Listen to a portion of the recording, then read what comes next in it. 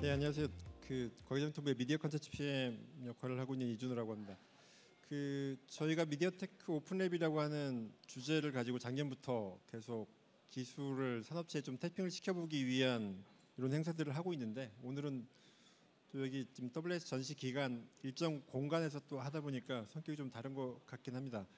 제가 앉아서 이렇게 발표해 주신 내용들을 쭉 듣다 보니까 어떤 생각이 좀 들었냐면, 여러분들도 다 미디어라고 하는 거에 굉장히 익숙해져 있고요. TV를 통해서 뭐 드라마도 보고 뉴스도 시청을 하는 그런 미디어를 시청하는 측면에서 놓고 보면 굉장히 인문학적이거나 사회학적인 측면에서 바라보게 되고, 또 반면 이제 그런 미디어를 쓰는 데 있어서 풀어야 되는 문제를 공학적으로 푸는 그 연구원분들이 접근하신 내용들은 대부분 다 수학이거나 아니면 해석이거나 연산이거나 이런 문제 접근이라서 그 둘 사이의 이격도가 굉장히 큰데요. 그것을 좀 잘 조화롭게 좀 해결해 나가는 지혜가 좀 필요한 것 같고, 제가 지금 말씀드릴 부분들은 이제 디지털 미디어라고 하는 영역에서의 연구 개발, 기술 개발을 어떻게 방향을 좀 바라보고 있는지에 대한 내용들이라서 향후에 이런 방향으로 그 기술 확보를 하기 위한 투자가 좀 이루어진다는 측면에서 이해를 좀 해주시면 될 것 같습니다.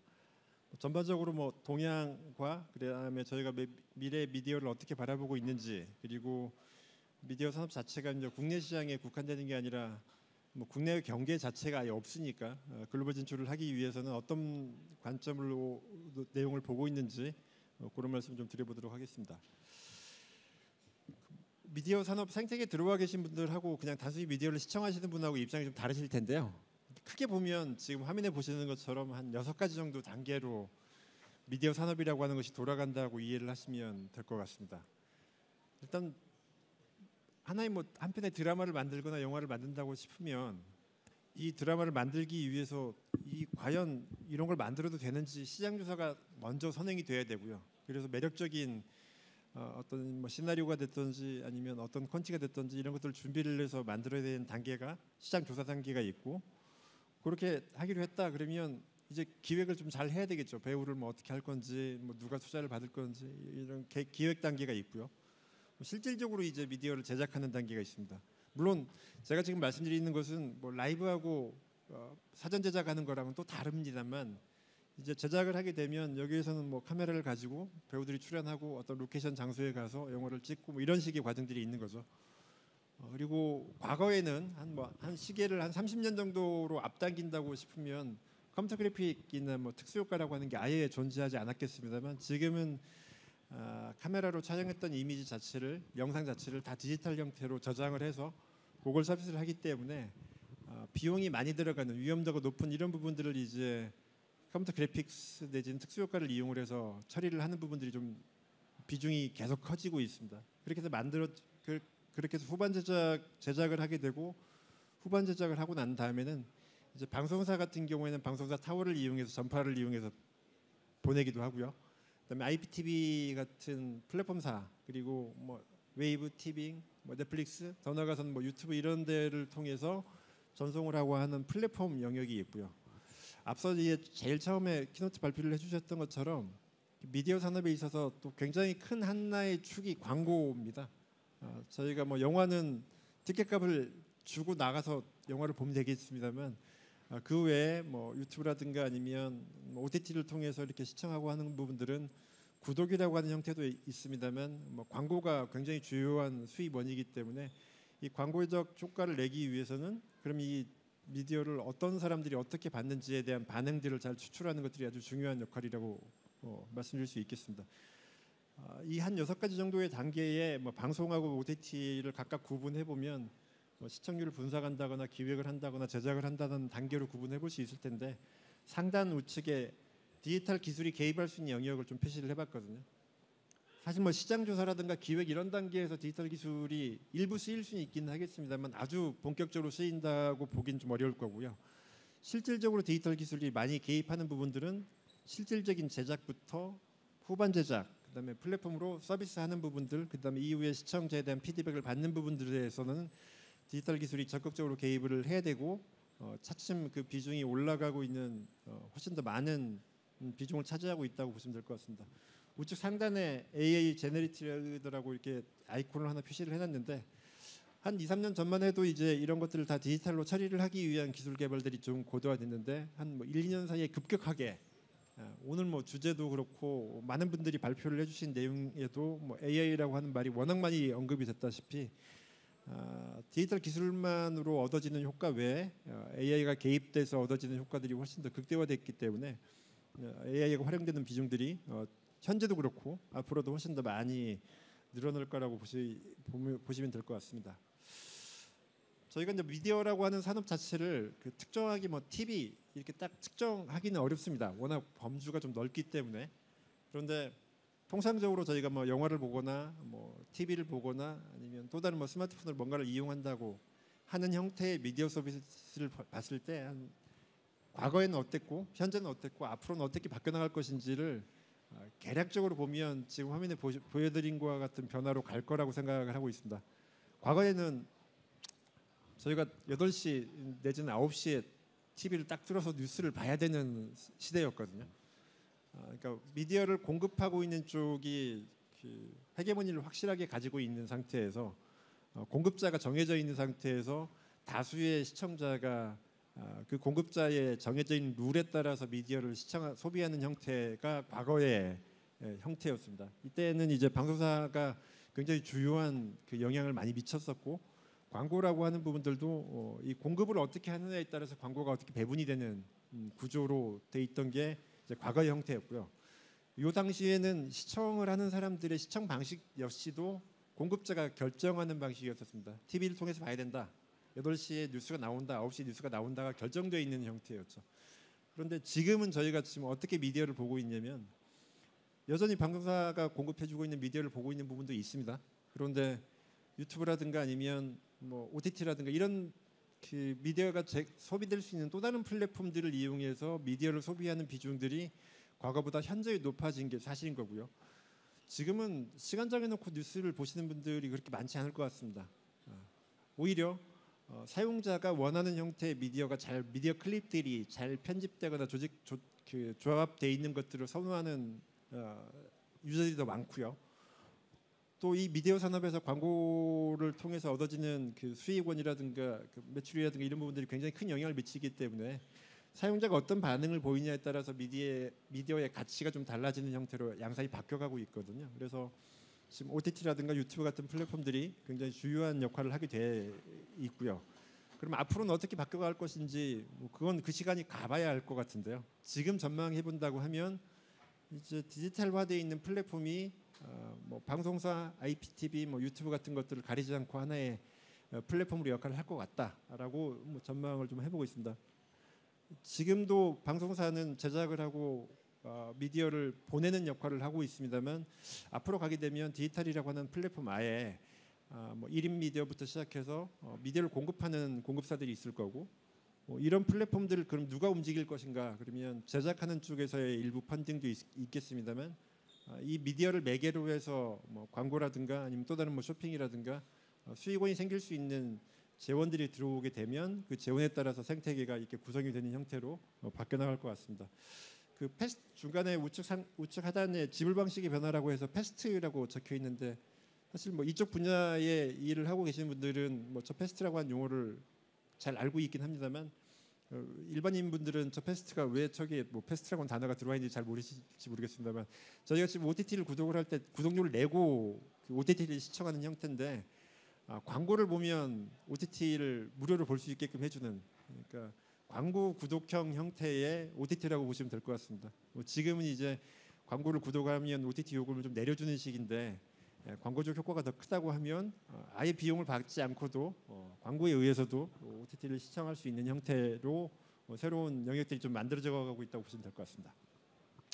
앞에서도 이제 몇 가지 언급을 해주셨는데 오픈 AI, 뭐 소라, AI가 만드는 미디어 이런 얘기를 했었거든요. 지금 화면은 그 오픈 AI 소라 나오고 난 이후에 이슈가 많이 됐을 때 신문에 나왔던 하나의 기사를 클릭을 해놓은 건데 명령어 넣으면 영상이 뚝딱 나오기도 하더라고요. 근데 그 영상이 놀라울 뿐인 거지 저희가 지금 원하는 형태의 아주 정교하게 나오는 수준은 아직은 아닙니다. 그런데 이제 이 AI에 관련해서 특히나 이제 미디어에 관련해서 AI에 대해서는 저희가 신경이 쓰거나 뭐 놀라움을 많이 느끼는 이유가 이 기술이 진화되고 바뀌어나가는 시간이 엄청 짧다는 겁니다. 워낙 많은 연구자들이 이 분야에 집중해서 연구를 하고 있기 때문에 지금은 내가 원하는 형태의 영화가 안 만들어지지만 한 1년쯤 후가 되면요, 대본을 집어넣으면 그냥 영화가 나올 것 같거든요. 대본을 집어넣으면 영화가 나오고, 나온 영화가 마음에 안 들어서 일부분을 고쳐야 되겠다 싶으면 그거 역시 그냥 제가 생각하고 있는 걸 텍스트로 집어넣으면 다 바뀔 것 같습니다. 그런 형태로 AI에 의한 미디어의 기술 진화는 굉장히 빠르다. 여러분들이 생각하는 것보다 훨씬 더 빠르고, 이렇게 빨리 기술이 미디어에 영향을 미친다라고 하면 미디어 산업에서의 대응은 어떻게 해야 될지 또 고민이 많아지는 지점이다라고 말씀드릴 수 있겠습니다. 가운데 제가 휘발성이라고 이렇게 하나 박스를 넣어놨는데, 여러분들이 스마트폰에서 어플리케이션을 하나 다운로드 받으시면요, 예를 들어서 은행 앱이다라고 받으시면 은행 앱을 한 번 쓰고 앱을 지우시지는 않으세요. 필요에 따라서 계속 그 은행 앱을 쓰시는 거죠. 근데 이제 미디어는 항상 모든 미디어가 다 그런 건 아닙니다만 볼러타일한 특성들이 있습니다. 휘발성에 대한 특성이 있는데 한번 미디어를 보고 만족스러우면 정말 다시 보고 싶은 영화면 또 보시겠습니다만 대부분 한번 이렇게 지나가세요. 한번 보고 재밌었다라고 하고 지나가는 정도입니다. 그러니까 만들 때 많은 공력이 들어가서 만들어 놓은 것임에도 불구하고 접하게 되는 소비자한테는 그게 계속 남아 있는 게 아니라 한번 지나가는 특성들이 있거든요. 그러니까 이런 특성들을 제가 왜 강조해서 말씀드리냐면, 기술이 미디어에 공급함으로 인해서 얻어지는 효과 중에 하나가 굉장히 많은 사람들이 들어가서 미디어를 만드는데 한 뭐 100만 원 정도의 비용이 들어갔는데 일반인한테 그게 느껴지는 게 한 1,000원 정도밖에 가치가 없다라고 하면, 이 1,000원 정도의 가치를 느끼는 사람들의 얼마를 만들어야 투입 원가가 해결이 되는지에 대한 고민을 해야 되거든요. 그런데 기술이 개입이 돼서 100만 원이 아니라 10만 원 정도를 만들 수 있다라고 하면 모객을 해야 되는, 모수를 만들어야 되는 시청자 숫자가 훨씬 더 줄어들 수 있죠. AI와 같은 디지털 기술들이 미디어에 훨씬 더 많이 접목돼야 되는 이유들이고, 연구개발 측면에서도 이런 부분들에 신경을 많이 쓰는 이유이기도 합니다.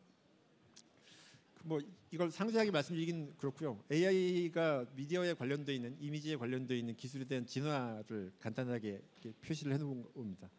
1998년 정도부터 이제 뭐 소위 말해서 현재 저희가 쓰고 있는 어떤 딥러닝이네 뭐 무슨 머신러닝이네 제너레이티브 AI네 하는 그런 기술에 대한 시초 정도가 한 98년 정도, 뭐 시초는 이거보다 훨씬 더 오래 전임이긴 합니다만 본격적으로 이제 AI에 관련돼 있는 기술들이 드러나기 시작한 게 한 90년대 말 정도 시점, 그리고 그 중간에 마이크로소프트 코코라고 하는 2014년 정도, 2000년에 이게 가능성이 있겠구나라고 사람들이, 연구자들이 많이 관심을 가졌던 것이 2014년 정도에 하나의 결과물들이 보였다고 생각하시면 되거든요. 14년 정도 걸린 겁니다. 근데 그 다음에 뭐 겐이라고 부르는 어떤 AI 기술, 달리라고 부르는 AI 기술이 나오는 데까지 걸리는 시간은 4년, 3년, 2년, 1년 이렇게 줄어가고 있다는 겁니다. 우측의 제일 끝에 이제 달리 3, 뭐 소라, 이게 23년 하반기쯤에 튀어나온 거거든요. 근데 올해 들어서 지금 상반기에 저런 소라와 같은 텍스트를 집어넣은 영상이 만들어지는 기술들이 메이저 글로벌 빅테크 그부터 시작해서 거의 일주일에 하나씩 튀어나올 정도로 기술에 대한 진화 속도가 굉장히 빠르다. 이걸 따라가기도 급급하다. 이렇게 계속 따라갈 것인가 아니면 다른 방식으로 접근을 할 것인가에 대한 고민도 필요하다라고 생각이 됩니다. 이게 지금 뭐 영상을 보여드릴 건 아니고요. 그 유튜브에 들어가거나 오픈 AI 사이트에 들어가시면 보실 수 있는 것들이거든요. 하단에 있는 게 맘모스가 서론에서 뛰어다니는 영상을 오픈 AI 소라라고 하는 제너레이티브 AI가 만든 건데요. 이 영상을 어떻게 만들었냐면 저 위만큼 영문을 집어넣으니까 영상 한 20초짜리가 나오는 겁니다. 아주 큰 털이 복실복실한 맘모스가 서론에서 뛰어다니는데 뒤에는 눈이 쌓여 있는 산들이 있고, 그리고 뭐 분위기는 좀 따뜻한 분위기다. 뭐 이런 식의 영문 키워드를 주면 영상이 이렇게 나옵니다. 이 아래와 같은 영상을 디자이너들, 아티스트들 내지는 카메라 감독, 그다음에 로케이션해서 찍으라고 하면 한 4개월 정도 비용은 뭐 굉장히 많은 비용이 들어갈 겁니다. 그런데 이제 오픈AI가 가지고 있는 기술을 이용을 하면 한 사람이 자기 골방에서 컴퓨터 가지고 원격에 접속해서 요만큼 넋 줄 딱 집어넣으면 커피 한 잔 마시고 오면 만들어져 있는 거죠. 바로는 현재의 기술로도 바로는 안 나옵니다. 커피 한 잔 정도 마시고 나오면 영상이 만들어지는 거죠. 굉장히 놀라운데요. 이 영상을 저 위에 있는 네 줄을 썼던 사람이 이 이미지를 정말 머릿속에 그리고 저 글자를 썼을까를 반문해 보면 그렇지는 않다는 얘기입니다.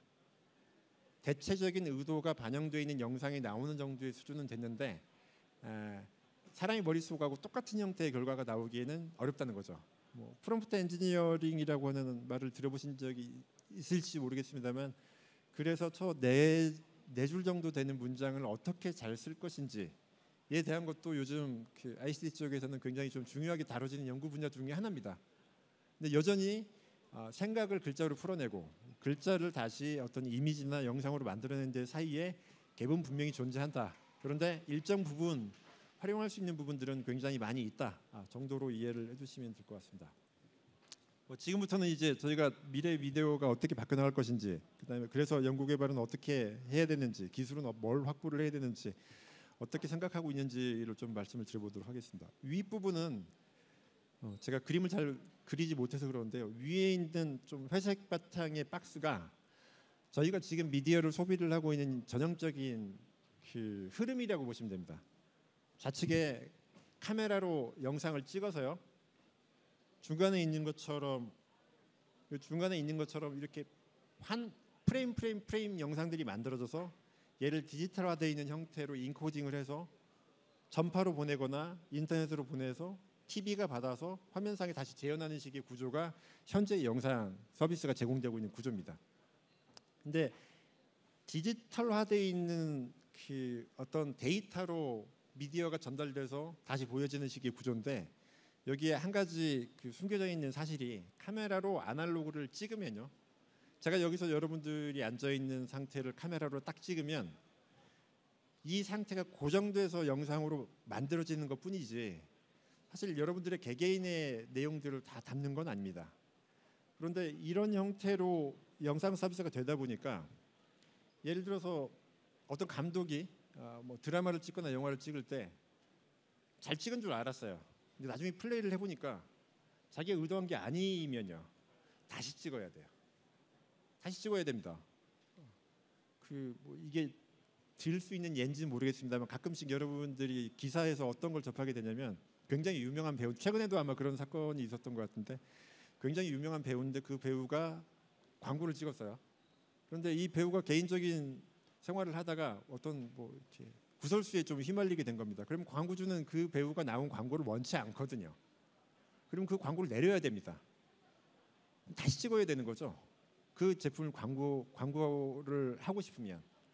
그게 지금 기존에 가지고 있는 그 파이프라인, 소위 말해서 기존에 가지고 있는 흐름 현상에서 가지고 있는 문제점입니다.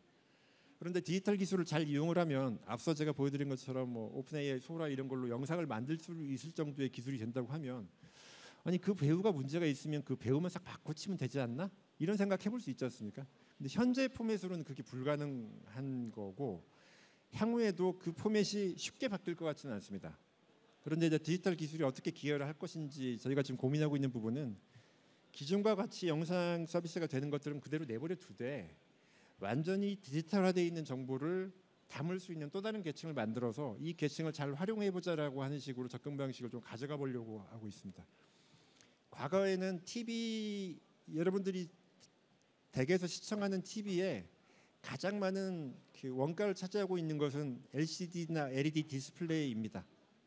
그런데 중국 업체들이 삼성, LG라고 하는 글로벌 기업이죠. 글로벌 기업이 전 세계 TV 시장에 가장 많은 비중을 차지하고 있을 정도로 마켓 파워가 강한데, 해상도 측면이라든가 화질 측면은 금방금방 중국 업체한테 따라잡히고 있어서 이 TV도 그 다음 단계의 기술력을 가져가기 위해서는 새로운 어떤 경쟁력을 좀 가져가야 되거든요.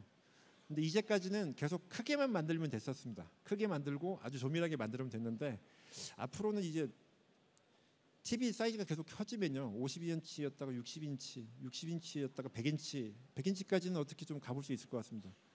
근데 여러분들의 집이 뭐 30평에서 막 100평, 100평에서 200평 이렇게는 안 되지 않습니까? 그러니까 100인치를 좀 넘어가면 더 이상 크기 가지고는 경쟁력을 만들어내기 쉽지 않을 거여서, 그러면 TV 자체가 좀 지능화되거나 TV 자체가 고부가가치의 기능을 가져가는 형태로 진화가 돼야 될 것 같거든요. 그런 최종적으로 시청을 만들어주는 쪽에 있는 기능들을 잘 활용할 수 있다고 하면 디바이스 측면에서의 기술 경쟁력도 가져갈 수 있지 않을까. 그래서 이 두 가지 계층을 잘 활용해서 뭐 단적으로 그렇게 하면 뭘 할 수 있는데라고 이렇게 물어보신다면 제가 조금 전에 예를 들어드렸던 그런 말씀 드릴 수 있을 것 같아요. 어떤 배우가 나오는 좋은 잘 만들어져 있는 광고 영상이 있었는데 그 배우가 개인적인 이유 때문에 그 배우를 다른 배우로 바꿔야 되겠다라고 했을 때 과거의 방식은 그 광고를 다시 찍는다. 그런데 디지털 기술을 저희가 접근하려고 하는 디지털 기술을 잘 활용을 하면 다시 찍지 않고 대체하려고 하는 배우의 어떤 디지털화되어 있는 정보로 똑같은 정도의 품질을 만들어낼 수 있게끔 하겠다. 그곳에 관련되어 있는 기술 개발 정도를 저희가 주요하게 좀 생각해보는. 그리고 미래는 요 하단에 요것도 제가 표현을 해놨습니다만 평면으로 보는 그 미디어가 뭐 얼마나 존속할 수 있을지, 그리고 입체적으로 느끼는 미디어가 저희 생활 안에 들어오는 데까지 시간이 얼마나 소요가 될지 그렇게 오래 걸릴 것 같지는 않습니다. 오래 걸리지 않는 미래 시대를 좀 대비한 기술 확보를 좀 고민을 해야 될 필요가 있다고 생각하고 있습니다. 앞서 말씀드렸던 것처럼 이제 그 미디어는 고정되어 있는 형태의 포맷이 있어서요. 이 포맷을 완전히 바꾸지는 못할 겁니다. 뭐 국내 시장에서만 통용되는 미디어 포맷 가지고는 뭐 세계 시장에 진출하는 데 한계가 있기 때문에, 그런데 레거시한 포맷을 따라가는 걸로는 시장에 대한 큰 변혁을 주기가 쉽지 않으니 아예 포맷에 대한 형식적인 변화까지도 고려하는 연구개발에 대한 고민을 좀 해봐야 될 것 같고, 앞서서도 이제 여러분들이 그 어떤 R&D를 해왔는지 설명을 해주셨습니다만 제작하는 기술이거나 플랫폼에 관련되어 있는 기술이거나 뭐 이런 기술이었거든요. 그런데 이걸 분절적으로 따로따로 할 게 아니라 종합적으로 셋업까지, 디스플레이까지, 단말까지 내지는 촬영하는 부분들까지 다 종합적으로 생각하는 결합되어 있는 형태의 R&D를 좀 고민을 해봐야 될 것 같다는 생각. 그리고 뭐 딥페이크나 뭐 미디어의 위변조 이런 부분들에 대한 우려도 많은데 디지털 기술이 이렇게 지나왔음에도 불구하고 왜 우리가 여전히 딥페이크에 대한 고민을 해야 되는지 잘 이해는 안 됩니다. 포맷 자체가 딥페이크 같은 데 취약한 구조로 돼 있기 때문에 그런 거여서요. 그러면 형식적인 변화를 좀 가져오면서 원천적으로 위변조에 관련되어 있는 부분들도 신뢰할 수 있게끔 해주는 기술적인 접근들이 좀 필요하지 않을까 생각해보고 있습니다. 미래의 이런 형태를 좀 생각을 해보는 겁니다. 이거 왼쪽에 있는 게 그 영국의 유명한 콜드플레이라고 하는 그 그룹이 뮤직비디오를 찍는 거고, 중간에 좀 색깔이 이상하게 되어 있는 것은 우리나라에 있는 그 춤 잘 추는 앰비기어스 댄스 컴퍼니라고 하는 데랑 같이 협업을 한 건데, 이게 녹색으로 되어 있는 이런 그린 스크린에서 이런 미디어를 찍으면 요와 같은 형태의 일반적인 실세계에서는 만들어낼 수 없는 형태의 미디어 포맷이 만들어지게 되고요. 우측에 보시는 요 카메라 같은 경우에도 여러분들이 쓰시는 스마트폰도 옛날에는 카메라 딱 하나 있던 것이 2개가 되고 3개가 되고 지금 한 5개 정도까지 늘어나네. 각 카메라 개수가 늘어나게 되면 각 카메라가 피사체를 찍는 거에 대한 각도, 그다음에 초점 거리 이런 거에 따라서 굉장히 다양한 형태의 정보를 가져올 수 있습니다. 그러니까 평면이 아니고 입체적인 정보를 획득을 할 수 있는 여지가 생기기 때문에 이 카메라에 관련되어 있는 가격은 계속 떨어지고 있으니 이렇게 어레이 형태의 카메라도 미래는 출현하게 될 거다. 그래서 이런 것들을 잘 활용하기 위한 그런 미디어 기술들이 좀 필요하다고 생각을 하고 있습니다. 메타버스에 대한 키워드들도 있습니다만 저희가 아직은 개념적이긴 한데 공간 형태로 확장되어 있는 미디어에 그 저희가 체감할 수 있는 형태까지 도달하는 데 시간은 그렇게 오래 걸릴 것 같다고 생각하지 않아서 그런 미래 시점을 좀 대비한 기술 개발들이 좀 필요하다고 생각을 하고 있습니다.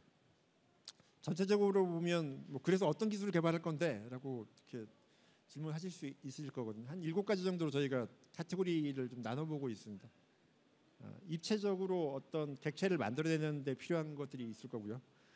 입체하고 공간하고는 의미상으로 좀 약간 좀 다릅니다. 입체는 사물을 대상으로 얘기를 하는 거고요. 공간은 저희가 그 3인칭 관점에서 이렇게 보는 전체적인 데를 공간이라고 흔히 용어상으로 이렇게 표현을 합니다. 그래서 미디어 관점에서의 입체 그리고 미디어 관점에서의 공간 이런 부분들에 대해서 디지털화하기 위한 기술 개발들이 좀 필요할 것 같고 실질적으로 이제 미디어는 보내는 데가 있고 받는 쪽이 있거든요. 그럼 전송을 어떻게 할 것인지 실시간으로 보낼 것인지 라이브는 어떻게 할 것인지 이런 부분들에 대한 고민도 해야 될 것 같고요. 당연히 그렇게 디지털로 전달되어 온 것은 사람의 이제 시각적인 부분, 청각적인 부분을 통해서 재현을 해야 되기 때문에 재현에 관련되어 있는 부분들이 좀 필요할 거고요.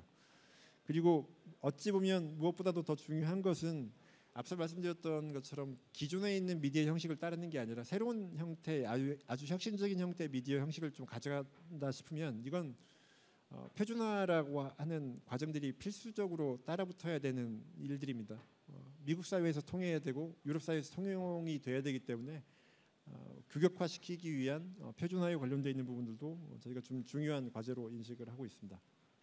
그렇게 되면 앞서 말씀드렸던 이제 한 6가지 정도의 그 미디어의 전체 흐름 중에 녹색으로 표현되어 있는 부분들, 하얀색으로 표현되어 있는 부분, 이런 디지털 기술이 결합되어 있는 부분들이 역할을 좀 할 수 있을 거라고 보여지고요.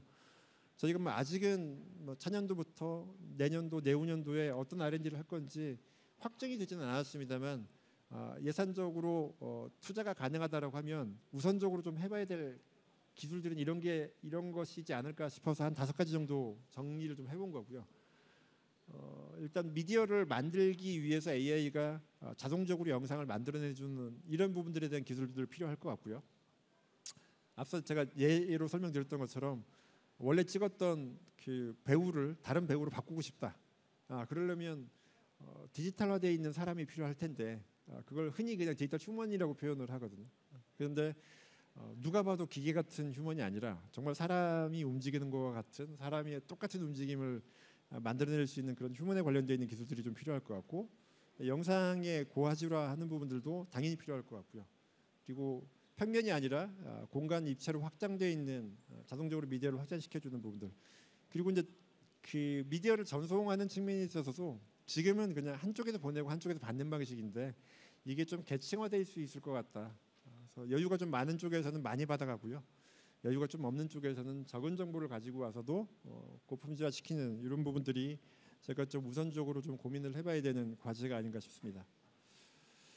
방금 말씀드렸던 각각의 이제 요소들입니다. 첫 번째는 미디어를 자동 생성하는 거, 공간을 확장하는 부분들, 그리고 사전 시각화에 관련되어 있는 영상을 만들어내는 그런 기술들을 좀 우선적으로 좀 저희가 고민을 해보고 있다고 말씀드릴 수 있을 것 같고, 그리고 디지털 휴먼을 이게 뭐 디지털 휴먼이 단순한 정도의 품질이 아니라 실제 사람이 그 액팅을 했을 때의 차이를 느끼지 못할 정도의 자연스러움을 생각하는 것이기 때문에 난이도는 굉장히 있다라고 생각을 하고 있고요.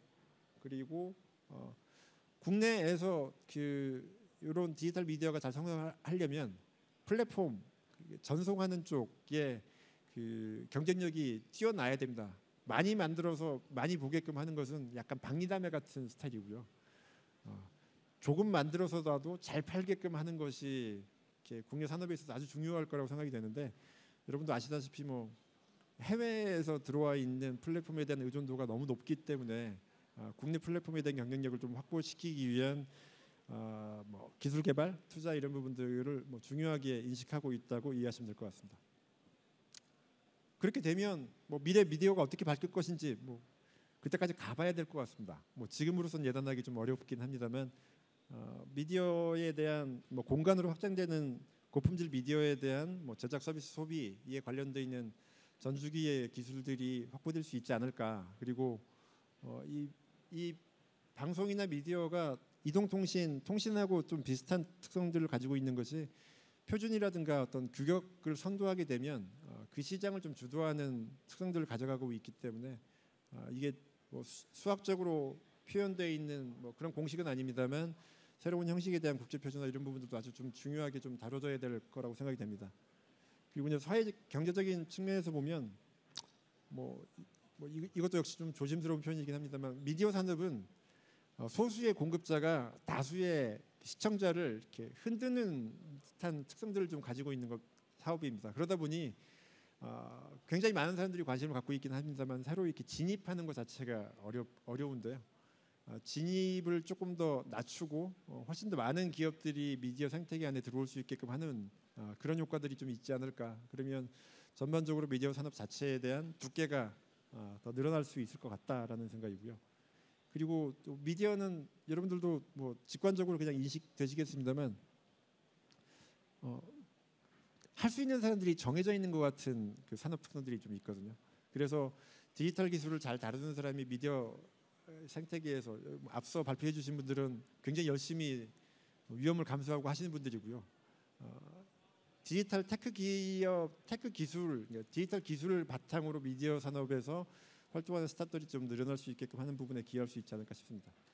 그리고 이제 마지막으로 한 가지 더 말씀드릴 게 이것도 역시 이제 그 과기부와 같이 논의를 해서 열심히 노력하고 있는 부분이긴 한데 여러분들이 일상생활에서 내지는 퇴근하고 집에 가셔서 나는 한국 사람들이기 때문에 한국 미디어만 보십니까?